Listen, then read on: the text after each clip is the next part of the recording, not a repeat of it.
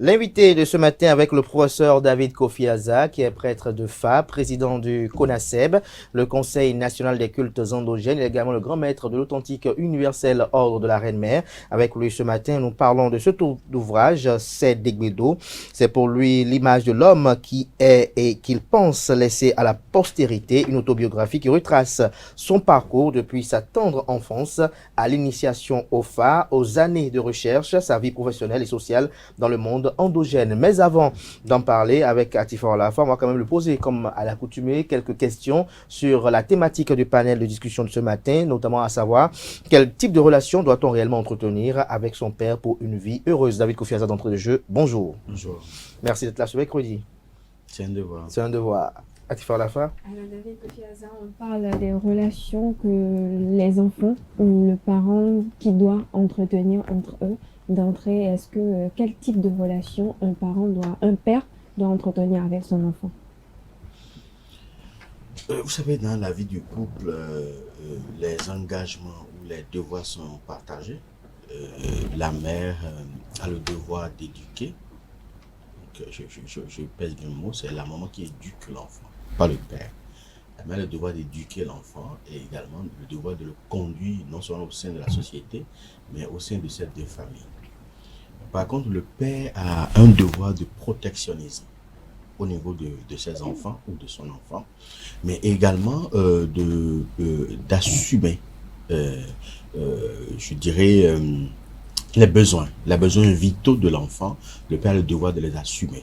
Donc, le rôle est partagé dans la tradition. Même si aujourd'hui, bon, chacun y va de son côté, le père, l'année en main, chicote l'enfant, alors que le père n'a pas le droit de chicoter l'enfant.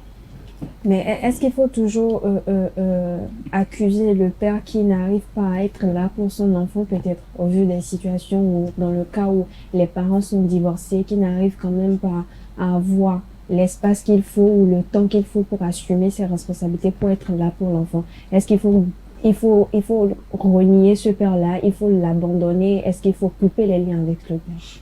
Il faut voir le problème sur deux angles. C'est-à-dire que si le père n'arrive pas financièrement à assumer les besoins de l'enfant, ça c'est autre chose. Soit c'est volontaire, soit c'est involontaire. Maintenant, si le père ne dispose pas du temps matériel pour passer le temps avec son enfant, est-ce qu'il faut le blâmer pour ça? Ça, c'est une conception occidentale. Puisque en Occident, il faut que l'enfant passe la moitié de son temps avec la maman, la moitié de son temps avec le père. Si les deux sont séparés, si les deux sont ensemble, c'est que les deux passent du temps avec ça. Là, c'est une conception occidentale. La tradition ne conçoit pas ça, parce que je peux être un père qui vit peut-être à Malenville et que l'enfant soit à Porte-Novo. Maintenant, si je n'ai pas le temps tout le temps d'être à côté de l'enfant, cela ne veut pas dire que je suis un mauvais père. Non.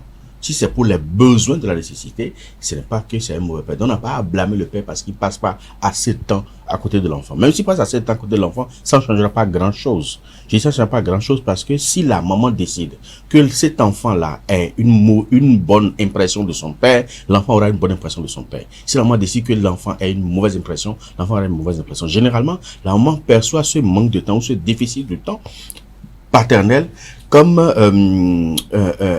une désertion, au fait. C'est-à-dire que l'homme a abandonné, c'est tout comme si l'homme a abandonné son ménage pour peut-être une autre femme, alors que souvent tel n'est pas le cas. Alors, David Kofi Aza, ce qui est généralement objet de problèmes et de pommes de discorde, c'est lorsque un père quitte la vie de ses enfants, disparaît, et que peut-être soit c'est la maman qui s'est occupée de ces enfants-là, ou peut-être un oncle, et qu'après il veut revenir, certains estiment que ce père-là, il faut le rejeter. Non, il ne faut pas le rejeter parce qu'on dit maintenant il sait, maintenant il sait. Voilà. Il y a quelque chose qu'on appelle de vieux. Il faut définir bien ça, maintenant il sait, maintenant il sait. Maintenant il sait, maintenant il sait, c'est-à-dire que le père est le maître de votre destin et votre maman également est la maîtresse de votre destin. Donc il faut respecter le père et la mère par rapport à ça. Deuxième chose, l'enfant, quoi qu'en soit l'acte que le père a posé, c'est même les actes les plus ignorants possibles, l'enfant n'a pas le droit de juger son parent. C'est impossible. L'enfant subit puisque c'est lui qui l'a fait venir. Le moment venu où l'enfant se sent capable de voler de ses propres ailes, alors l'enfant continue sans ce père.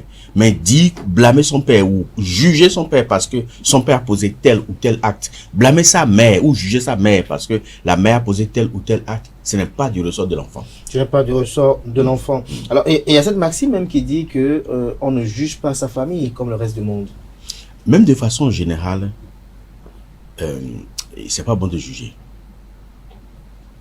Les parents Personne. ou... Non, même dans la vie, Tout dans la à vie, fait. dans la vie, Dans la vie. dans la vie courante, ce n'est pas bon de juger. Parce que ce que nous estimons, ou l'acte que quelqu'un a posé, que nous estimons que c'est négatif envers nous, et en fonction de ça, nous jugeons notre vis-à-vis, nous passons souvent à côté de la réalité. Parce que si ton bonheur est avec Isaac, alors que tu t'accroches pour des raisons affectives ou autres à Ignace, Ignace va te causer de tort, va te briser le cœur, à tel enseigne que tu vas oublier de détourner ton regard de lui pour aller vers là où ton bonheur se trouve. Mais quand ça se passe comme ça, on passe tout le temps à critiquer, à blâmer, à juger Ignace. Non, il n'a fait que jouer son rôle. Dans l'accomplissement de votre destin. De votre destin. Donc, si quelqu'un vous trahit, par exemple, ou bien vous faites confiance à quelqu'un, et la personne finit par vous trahir dans une douleur, et même au-delà de ça, vous vilipendez sur sur la place publique ou sur les réseaux sociaux, comme on le fait aujourd'hui, et tout ça, ne le jugez pas. Parce qu'il est en train de jouer son rôle. C'est son rôle, c'est de vous trahir. Son rôle, c'est une leçon. Il faut, à chaque situation qui se pose, il faut te dire quelle leçon la nature veut m'enseigner par là. Comme quand chaque personne qu'on rencontre a un objectif. A un objectif, soit c'est de vous enseigner quelque chose, soit c'est de vous accompagner pour accomplir votre destin. Si même la trahison participe à l'accomplissement de votre destin, la nature met ces choses-là sur votre parcours pour que vous puissiez prendre conscience de certaines choses pour l'accomplissement de votre destin. Pour l'accomplissement de votre destin. Merci à vous, David Kofi Aza. On va très rapidement aller dans le vif du sujet qui nous réunit ce matin. On parle de Sédéguédo. Voilà, un voyage au cœur du Fa et des vestiges endogènes. D'entrée de jeu, on est curieux de savoir pourquoi ce titre à l'ouvrage. Ce titre, c'est le premier nom que l'un de mes initiateurs m'avait donné quand j'étais encore très très jeune, à peine à la quinzaine. Initiateur au Fa? Non, dans le culte endogène. Mon initiateur au Fa, c'est lui qui m'a donné Tonje. Baba Zebono, Awoku, c'est lui qui m'a donné Tonje. Mais Sédéguédo, c'est Nangbo Ponje qui m'a donné ce nom. C'est pour dire que lui, c'est le destin qu'il a ordonné pour qu'il fasse quelque chose à l'humanité. Donc, j'avais à peine 14-15 ans quand j'ai commencé à porter ce nom, Sédéguédo. Mais qu'est-ce qui vous a inspiré? Dieu a ordonné. Qu'est-ce qui vous a inspiré à écrire ce livre? Il y a beaucoup de facteurs. Il y a beaucoup de facteurs. Parce que vous savez, quand vous êtes un homme public, chacun y va de ses commentaires sur votre vie. Il y en a même qui ne vous ont jamais vu, mais qui connaissent mieux votre vie que vous-même. Et qui en parlent avec une certaine dextérité. Vous vous demandez, mais est-ce que, voilà. Est-ce qu'il est dans votre cœur? Voilà. Donc, il y a ça. La deuxième chose, un homme n'est pas un ange. Parce que les anges n'ont pas leur place ici.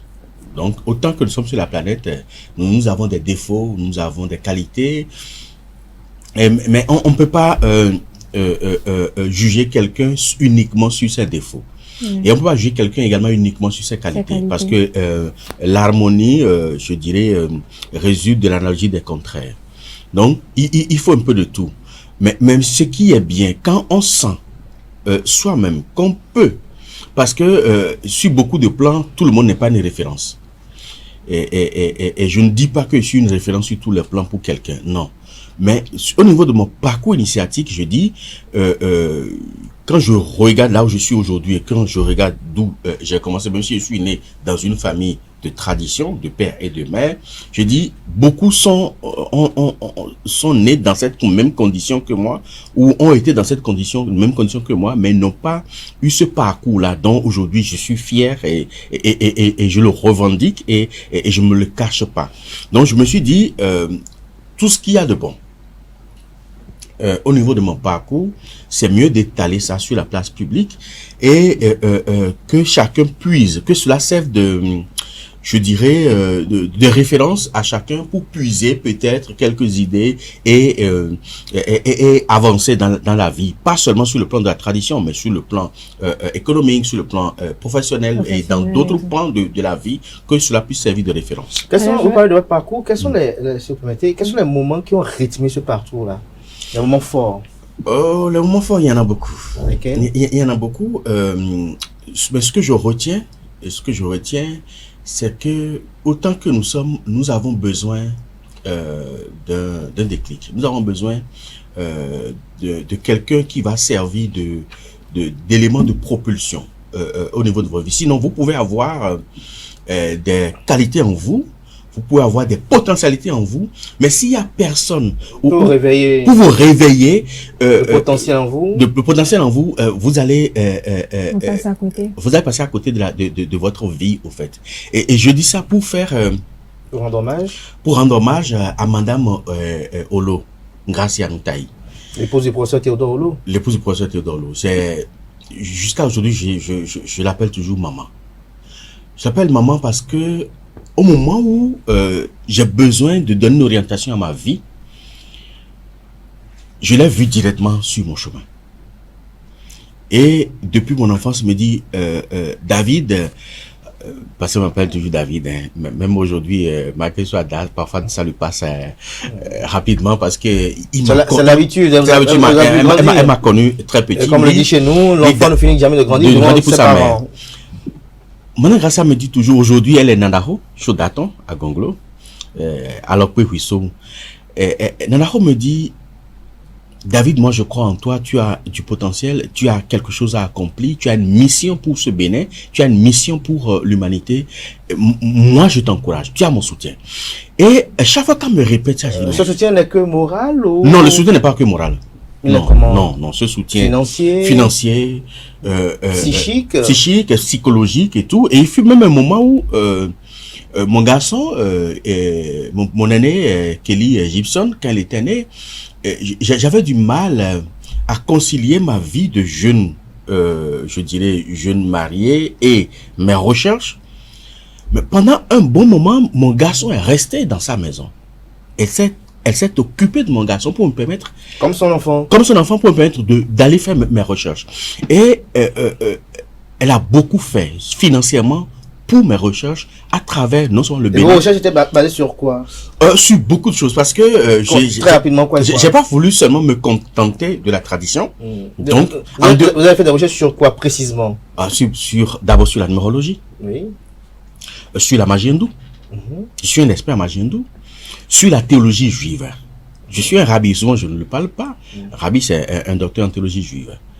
Mais en dehors de ça, le christianisme m'a un peu passionné. Comment? Parce que vous savez, au cœur de toutes les religions a été un noyau de vérité. Et je suis rentré dans ce noyau de vérité-là pour voir réellement ce qui s'y cache et ce que je peux retrouver qui soit en adéquation avec ma foi spirituelle. Mais en dehors de ça, je me suis intéressé également à l'islam. Je suis intéressé vraiment à l'islam et il y a peut-être des choses que je ne pourrais pas dire par rapport à ça ici, mais je me suis vraiment intéressé à l'islam et je suis allé au fond. Au fond? Oui. Quand je suis allé au fond. Vous êtes allé à la Mecque? Non, je ne suis pas allé à la Mecque. Je n'ai pas à la Mecque non plus. Alors, professeur David Kofi Azan, je vais m'intéresser à présent au contenu du livre. Dans l'intro, dans votre introduction, on peut lire « Mais ce que je suis, mon nom d'intronisation, Tony J. Segbedo, voilà, en dit long. » Qu'est-ce que cela signifie? Tony J. c'est Baba Zegbono, Vigan de Waku, mon initiateur au FA. Qui m'a donné ce nom parce que quand le problème s'était posé, c'était mon grand-père qui était le Danon, donc le Da à l'époque, qui est décédé en 99. Danon, c'est dignitaire du culte Dan. Du culte Dan, de Huawei Zonsa. Et en 99, là, le 14 février 99, je devais le remplacer. Et moi, sur le conseil de ma mère, j'avais fui parce que à l'époque, l'histoire des Da, il paraît qu'on tue les gens et tout. Donc, le trône est resté vacant pendant plus de 10 ans. Donc, c'est 10 ans après que je suis rappelé encore pour forcément combler ce vide-là.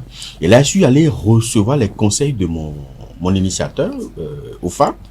Et je lui ai dit, voilà la situation qui se pose et voilà moi mes craintes. Parce que le trône est resté vacant 10 ans et il faudrait forcément que je sois intronisé. Et Baba Azebono qui me regarde, il dit, quel est le premier rôle de l'enfant sur terre?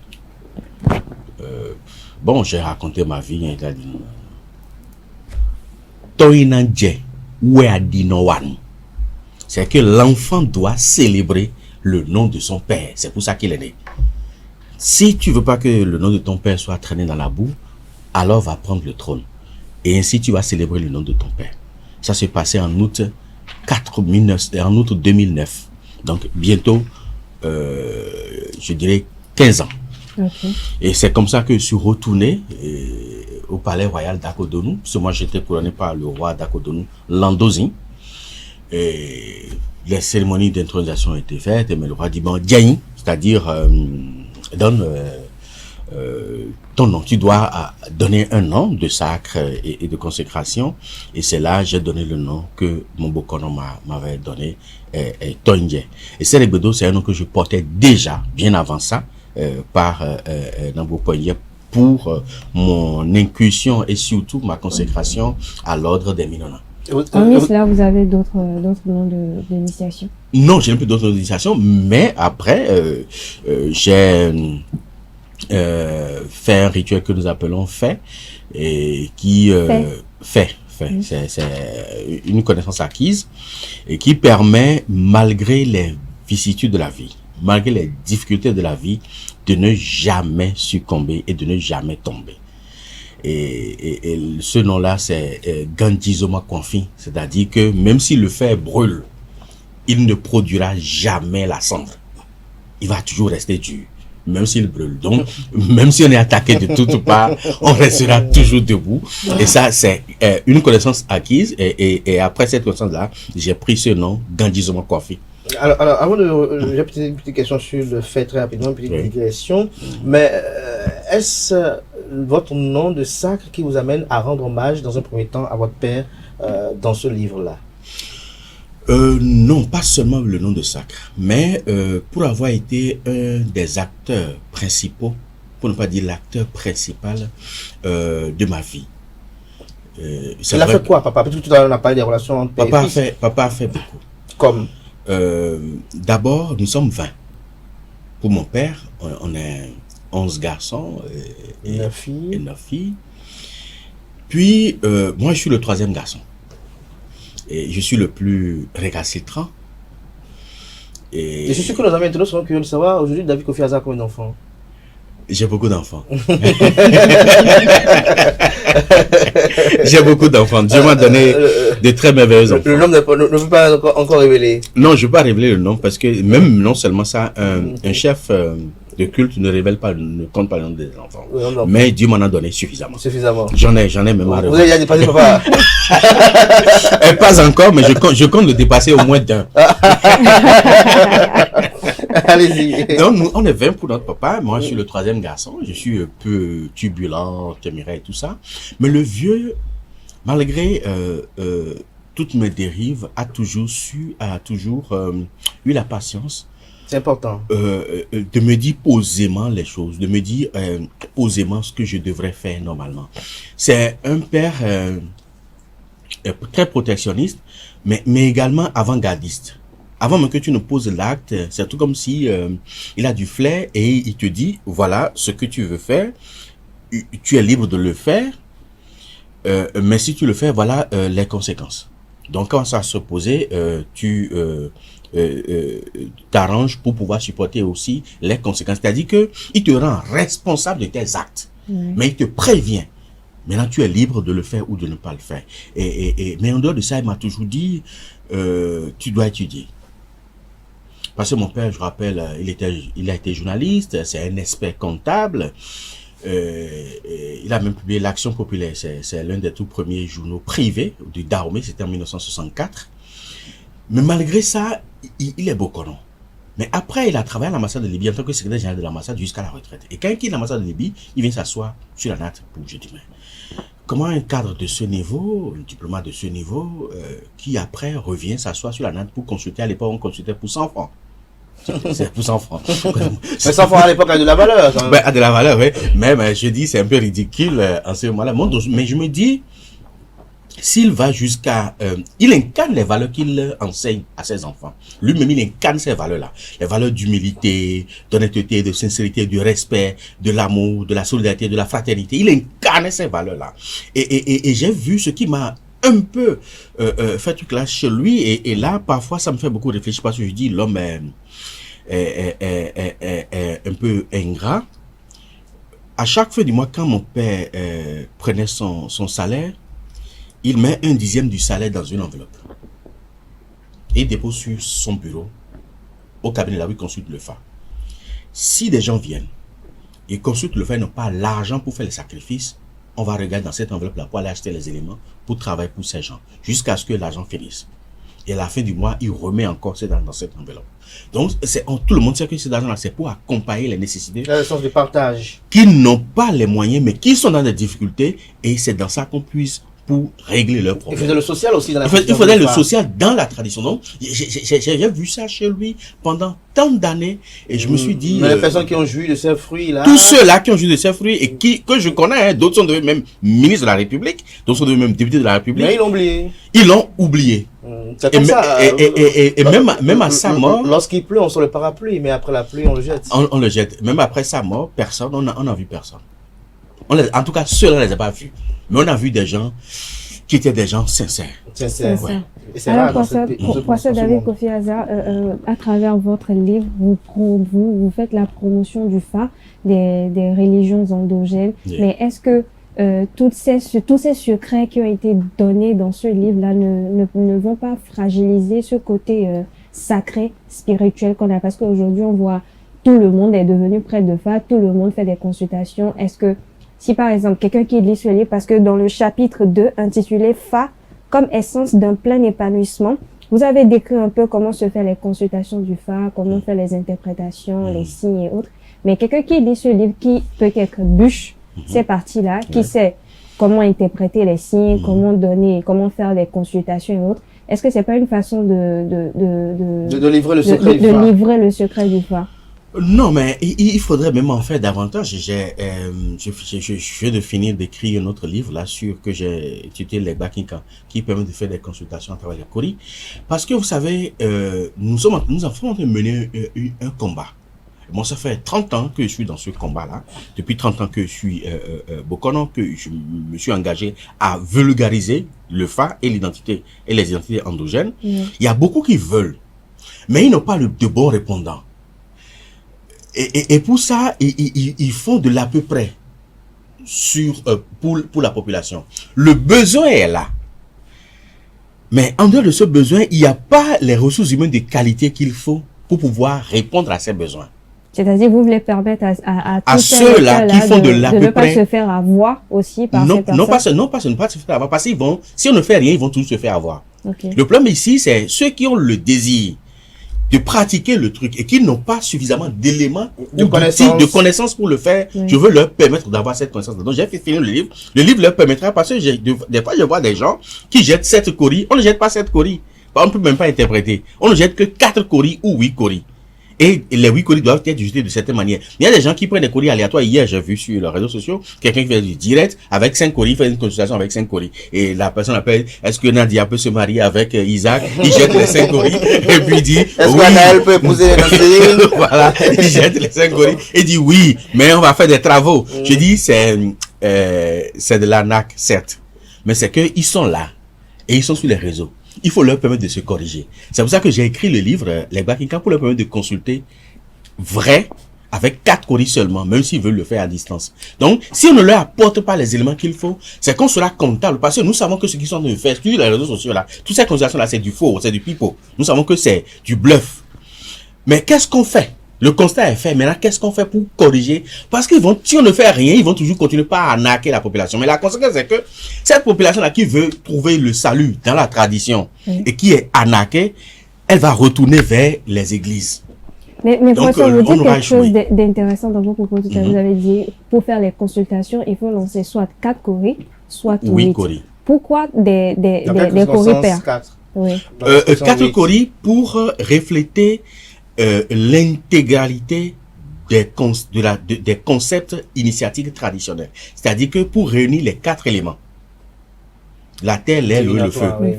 pour réunir les 4 points cardinaux, c'est-à-dire le nord, le sud, l'est et l'ouest. Oui. Et cela permet d'avoir une vision holistique de la situation de l'individu et de lui dire exactement ce dont l'individu souffre et en même temps de proposer les solutions adéquates. Mais si vous utilisez 5 coris, ça n'a aucun sens dans la connotation de la divination. Et Aucun 8. sens. 8, oui. Parce que ça fait le double de 4. Et là, on utilise un à gauche et un à droite pour pouvoir l'interpréter. Mais en dehors de ça, on peut interpréter le 12, le 16, puis après le 64. Le 64, on rentre dans l'hexagramme. Ça, c'est les Chinois qui utilisent ça. Et après, le 256 qui est le Fa. Donc, et tout est codifié en matière de divination, tout est codifié. Alors, tu vas dire tout à l'heure, pourquoi des chiffres pairs? Non, pas forcément les chiffres pairs. Non, c'est parce que... 4 pairs, 8 pairs, oui. 16, c'est pair ici. Oui, 16 aussi, c'est pair. Non, mais c'est juste... 64. Oui, 64 aussi, c'est Oui. pair. 64, c'est les 16 figures mères du Fa, couplées des 4 éléments de la nature. Donc, c'est les 16 fois 4, ça donne 64, qui donne les hexagrammes. On l'utilise ainsi, le problème, c'est de la base, c'est le 4. Les 4 points cardinaux ou les 4 éléments. Et on a seulement la multiplication de ces 4-là. C'est pour ça que forcément, on obtiendra des chiffres pairs. Les chiffres pairs. Alors, dans cet ouvrage-là, moi, tout de suite, j'ai été touché par des témoignages.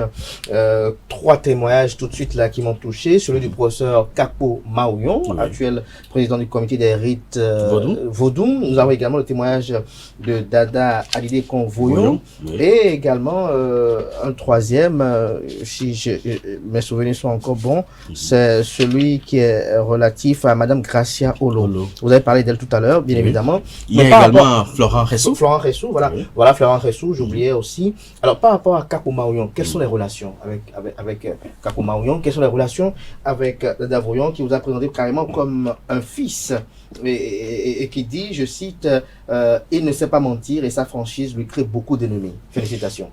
Oui, parce que On commence par le roi d'Assanté, oui, qui est près de faire tradition aussi. oui, le roi de la santé de Dada Voyon, je l'ai connu il y a longtemps, ça fait au moins 25 ans que je l'ai connu, que je le côtoie, et c'est bien après qu'il m'a rejoint dans l'aventure du Tofa. Et d'abord, c'est un oncle. C'est un oncle Paternel ou maternel? C'est un oncle maternel. Oui. Ma maman est mariée. Et du côté paternel, vous savez que Dada Voyon, il est fils du roi Akaba. Donc, côté paternel également, au niveau d'Abomey, nous sommes issus de la lignée royale. Mais c'est un roi que j'affectionne beaucoup, et depuis son intronisation, et même bien avant, je l'ai toujours appelé père. Parce que au-delà du fait qu'on soit dans le même domaine, je reçois beaucoup de conseils de lui. Et je le consulte pour beaucoup de choses, puisque c'est des gens qui ont beaucoup d'expérience dans la vie courante et également dans la vie, je dirais, de notre profession, donc dans la vie du Fa. Il a beaucoup d'expérience et je puis souvent dans ces expériences-là pour pouvoir m'orienter également. Donc, c'est une référence pour moi. Et il m'a connu depuis le jeune âge, ce qui fait que il est presque, je dirais, le remplaçant à la fois de mon père et également de ma mère. Parce que ma mère également est très liée avec de son vivant et le fréquentait beaucoup pour beaucoup de choses. Donc, c'est à la fois père et mère pour moi, Dada Voyon. À la fois père et mère pour vous, Dada Voyon. Alors, le professeur Kapo Maouyon. Kapo Maouyon, je l'ai connu toujours dans le ciel du Fa. Parce que vous savez qu'il est très intéressé par le Fa et il travaille beaucoup pour la promotion du Fa. Et c'est dans ce cadre-là qu'on s'est connus il y a un peu plus de 15 ans. Et on a beaucoup sympathisé. Nous avons fait beaucoup de choses ensemble dans le domaine de la tradition du vaudou et du Fa, parce que il fait partie des rares intellectuels qui ne se cachent pas qui ne cache pas son attachement et sa vision pour le vaudou et le fa. La plupart des intellectuels que nous avons sont souvent des culturicides. Et Kakouba Oyon fait une exception et le revendique au vu au-dessus de tout le monde. Je crois que nous avons besoin des gens comme ça pour donner plus de visibilité, pour donner plus de poids, mais donner plus de considération surtout à nos valeurs endogènes. Et le professeur Ressou? Ressou, je l'ai connu à un moment où j'avais vraiment besoin de quelqu'un comme lui.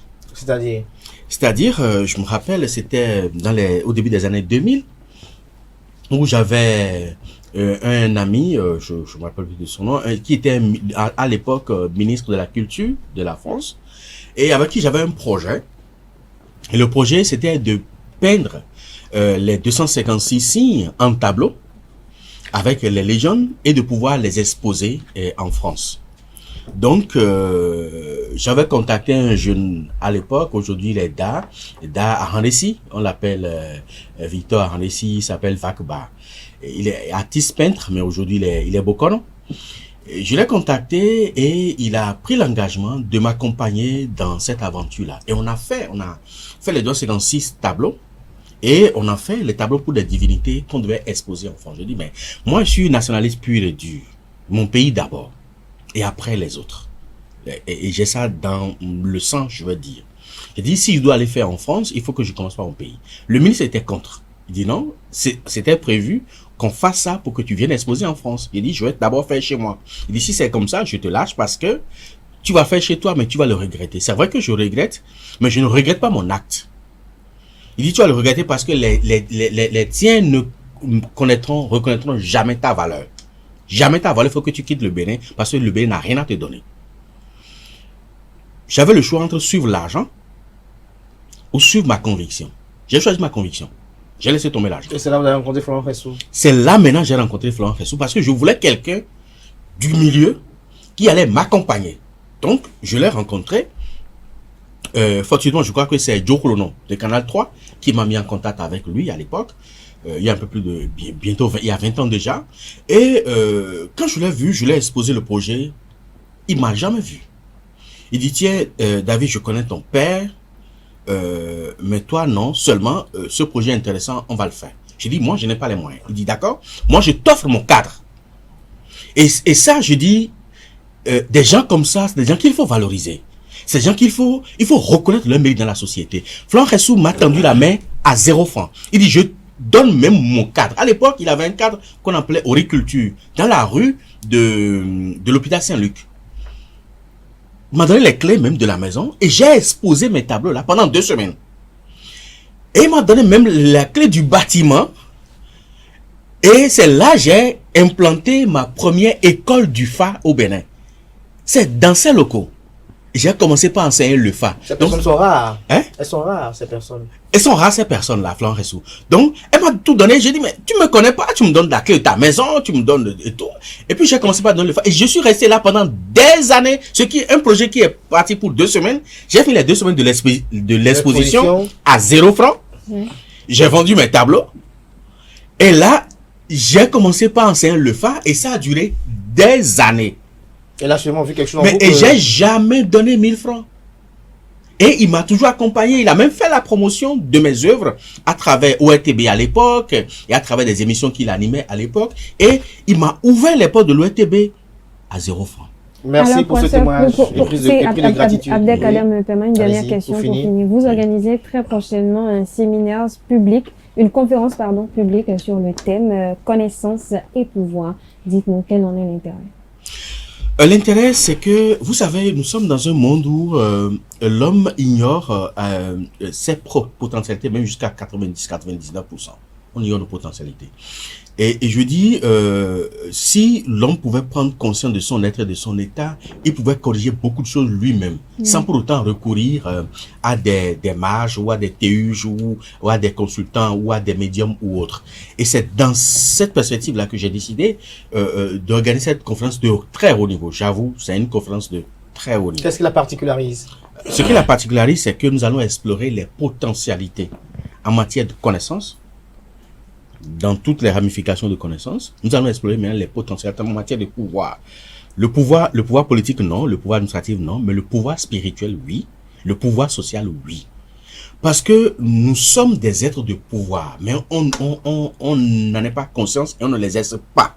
L'homme doit pouvoir exercer sa suprématie sur la nature, sur les êtres et sur les choses.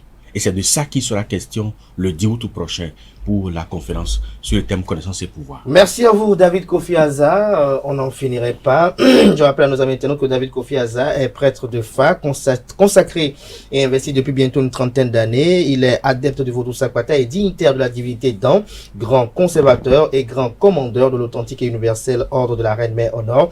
Il est auteur de plusieurs brochures sur le Fa, les divinités et tout ce qui a trait au monde endogène. Merci à vous d'être passé. Je rappelle que au plan intellectuel, vous êtes consultant en management des projets, consultant en environnement et développement durable, numérologue, naturothérapeute. Les titres ne cessent de finir. Le chapelet est assez long, on n'en finirait pas. Merci à vous pour ce moment d'échange assez riche. Merci à vous, Atifa Olafa, d'être resté avec moi. Merci à vous, chers amis internautes, sans qui nous ne sommes rien. Merci pour l'attention, merci pour la fidélité constante à nos différents programmes télé sur ESAE TV. Portez-vous bien. Belle suite de programmes sur ESAE TV. On se retrouve demain matin pour la une des journaux.